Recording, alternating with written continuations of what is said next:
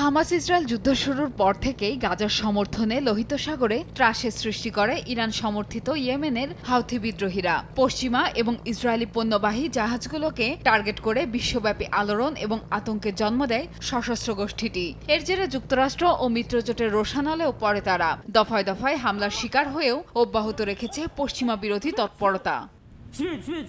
নৌপথের পর এবার আকাশপথেও ইসরায়েলের মিত্রদের ঘায়েল করতে শুরু করেছে হাউথি বিদ্রোহীরা। এবার অত্যাধুনিক মার্কিন ড্রোন রকেট ভূপাতিত করে নিজেদের শক্তিমত্তা জানান দিয়েছে সশস্ত্র গোষ্ঠীটি। দাবি, ইয়েমেনের অভ্যন্তরে অভিযান চালানোর সময় মার্কিন সামরিক বাহিনীর একটি MQ-9 ড্রোনকে টার্গেট করে তারা।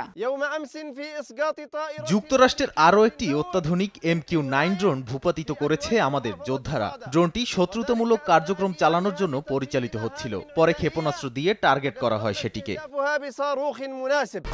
1, 2, 3 ঢাকায় জমি জিতে নিন 100% ক্যাশব্যাক সহ 20 কোটি টাকার পুরস্কার।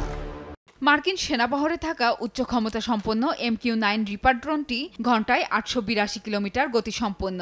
আঘাত হানতে পারে সর্বোচ্চ 850 কিলোমিটার দূরে লক্ষ্যবস্তুতে। উচ্চ ক্ষমতা সম্পন্ন এই ড্রোনটি ধ্বংসের মধ্য দিয়ে আকাশপথেও নিজেদের সক্ষমতা জানান দিয়ে যাচ্ছে ইরান সমর্থিত গোষ্ঠীটি।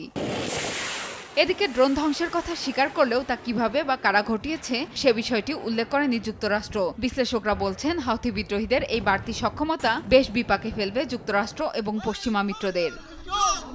প্রিয়াঙ্কা চক্রবর্তী, সময় সংবাদ।